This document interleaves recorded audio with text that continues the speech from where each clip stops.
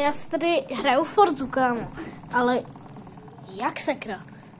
Možná, že to na tom videu nejde vidět, ale se to klepá, jako kdyby to bylo normálně auto. Okay. To se fakt strašně klepá, jako, ale